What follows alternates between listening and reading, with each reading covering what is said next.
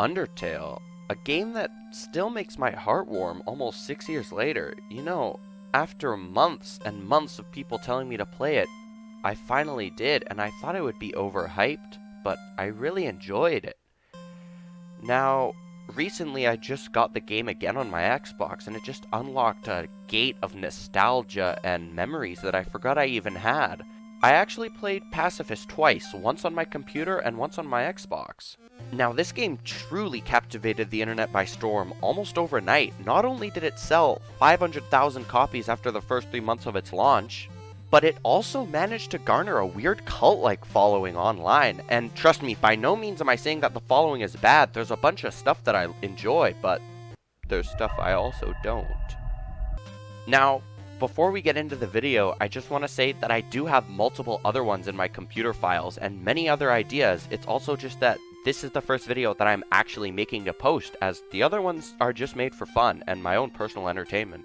I do really enjoy making these types of things, so if you have any ideas, please feel free to let me know. And with all that being said, let's get straight into it.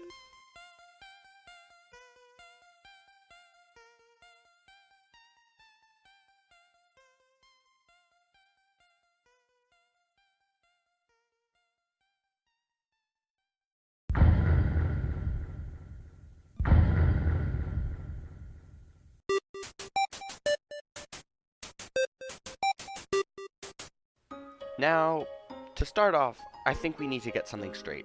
The game's developer Toby Fox truly loved video games.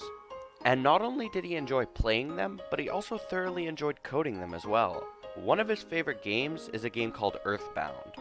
Upon searching it up on Google, Earthbound chronicles the adventures of Ness, a 13-year-old boy who journeys around the world using his PK or PSI to collect 8 melodies. Now, don't even ask me what they are because I have absolutely no idea. Anyways, he uses said 8 melodies in order to save the future from an alien of pure evil, intending the sentence of all reality to the horror of eternal darkness. Now, Toby Fox enjoyed this game so thoroughly that he took a bunch of inspiration from said game and actually implemented it into Undertale while he was programming it. The most notable similarities in the games are being that both of them are sort of a retro arcade type of game, and both are an 8-bit, 16-bit sort of style. Some other very noticeable ones are the dialogue boxes and even the battle system, which the two of them are really similar. Now, multiple references can actually be found throughout the game, such as the symbol on Papyrus's suit. It's actually a symbol from an Earthbound character, who's called a Starman, or Starmen.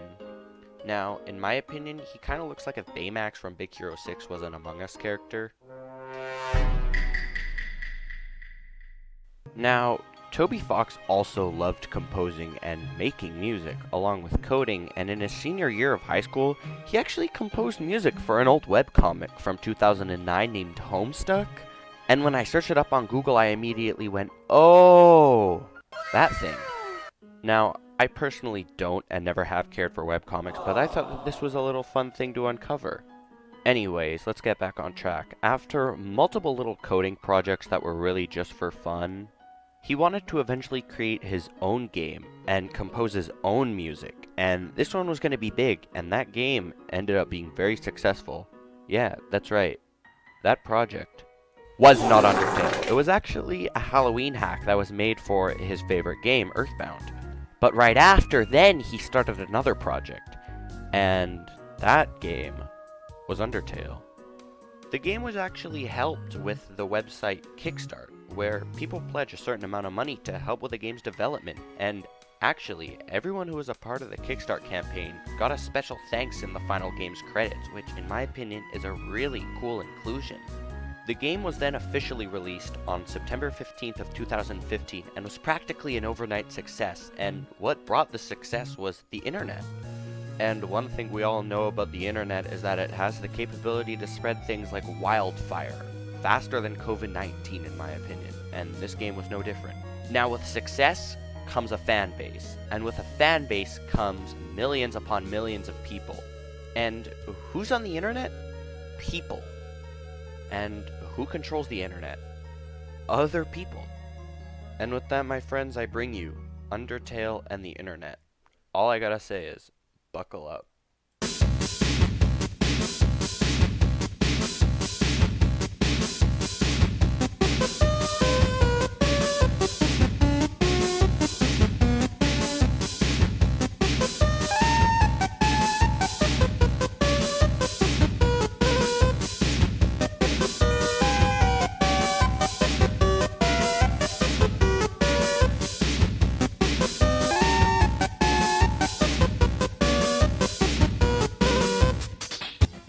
when people actually started playing the game, there were about as many unanswered questions as there were answered.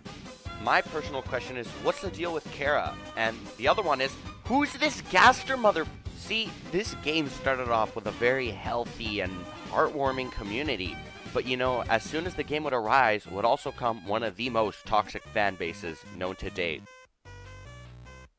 Not only would this fan base do things that are, seen as genuinely not cool, like spoil the game's ending, but they would do things that, in my opinion, are a lot goofier.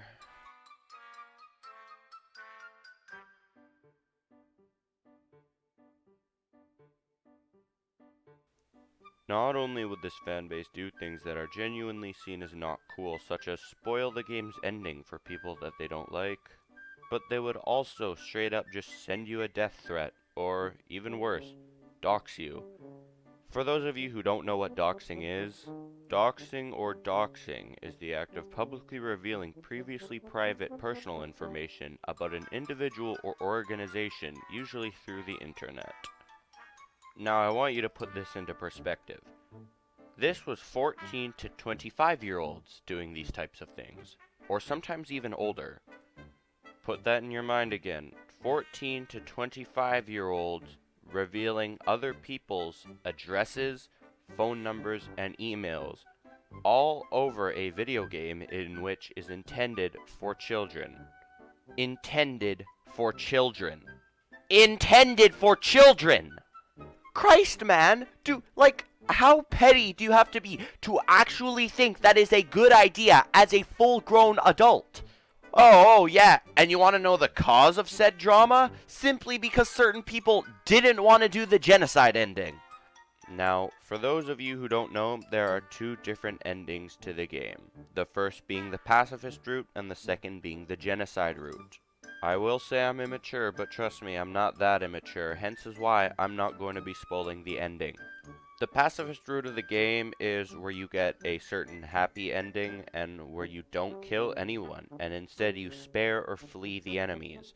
Personally, I never fled the enemies because mama didn't raise no. Or you could do the genocide route, which is instead where you kill every monster that you come across, which when I did the genocide route, I indeed found it very time-consuming, but I found it to be worth it. Now, how did the game's creator actually think about all of this drama? Well, actually, he found it stupid. Well, our good old pal Toby Fox, he actually tweeted the following about the game. I made Undertale, but the resulting reaction feels out of my control, and I hope in the end Undertale has an overall good effect on the world. For me, it definitely had a positive effect, but just with some negative side effects. I totally agree. I think that the reaction was out of his control. I mean, after all, there's no way that he could possibly control immature douchebags being immature douchebags. It's okay if people don't like the game. I really don't care, and bullet hell, etc. isn't for everybody. Even some of my friends don't like it.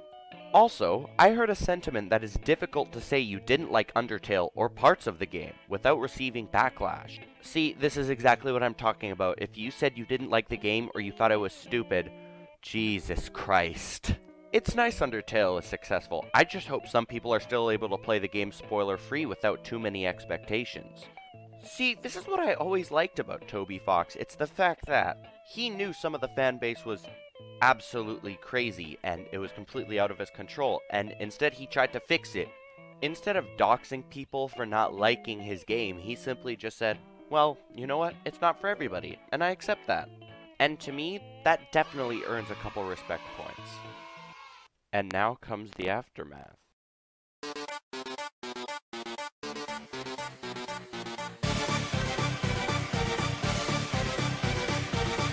As hard as it is to say, this game did rub a lot of people the wrong way, including myself, which is why I put it off for playing it for so long. Now, what I learned is a certain community's toxicity and fan base can truly impact what I think about a game. Now, as many negatives as there were that came out of the game, I do think that there were a lot of positives. And there's a lot of positive memories that I remember from it, such as trying the genocide route and not killing a monster before going on to the next round. Now, for those of you who know, that can completely ruin your entire run. which is what was fun about the game. There were so many different perks and quirks about it. But my all-time personal favorite was, as a big fan of the game, I just couldn't help but make fun of Sans.